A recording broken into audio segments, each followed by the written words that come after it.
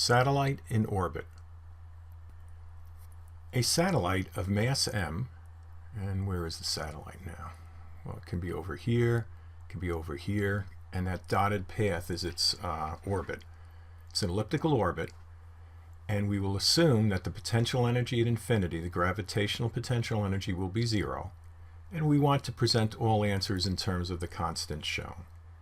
First, derive an expression for the gravitational potential energy of the satellite as a function of distance r from the center of the Earth, and use an appropriate definite integral. That's an integral with limits. B, determine the total mechanical energy of the satellite when it is at point A, over there. Then determine the magnitude of the angular momentum of the satellite with respect to the center of the Earth, again when it's at point A, and then find the velocity of the satellite when it's at point B. Let's find the gravitational potential energy of the satellite. Well, the gravitational potential energy is going to be the change in energy as you start the planet from infinity and you move to a distance r from the center of the Earth. That will be equal to the negative of the work done by the gravitational field on that object. We substitute in our values here for the force, and notice the force is negative, the gravitational force is negative. That's going to cancel with that.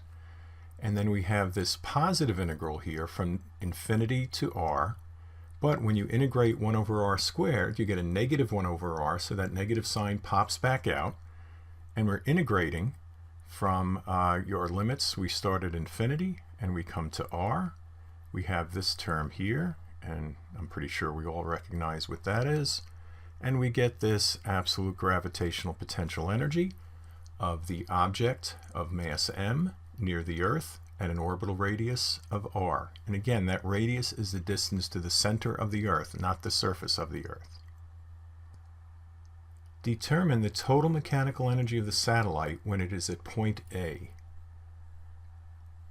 Total mechanical energy is kinetic plus potential, and we've already derived the potential energy on the previous slide, and I kind of wiped out the kinetic there.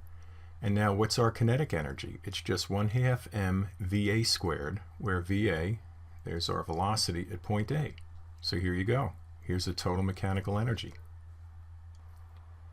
Determine the magnitude of the angular momentum of the satellite at point A.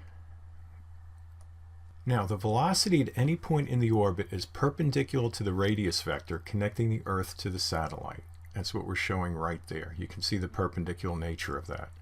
So since angular momentum, and we want the magnitude, is equal to r cross p, well, we sub in what the momentum is, the linear momentum, that's mva, and then the cross product will give you ra, the radius right here, times sine theta, the angle between the radius vector and the velocity.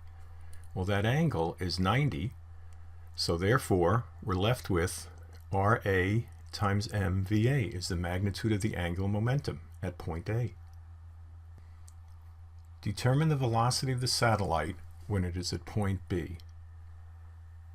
Well, what we're going to state here is that the angular momentum is conserved. Why? Well, because the gravitational force acting on the object, there it is at point B, here it is from point A, it acts along the axis connecting the Earth and the satellite, so there is no external torque. Therefore, angular momentum is conserved, so LA is equal to LB, and then we just write in our expressions for the angular momentum, the magnitude at each point. Ra times mva equals rb times mvb. Do a little algebraic manipulation, and we come up with the velocity at B is Ra times Va over Rb. Now, what do you notice about the velocity at B compared to the velocity at A? Well, let's see. Ra is much smaller in this case than Rb, so your velocity at B will be slower than the velocity at A.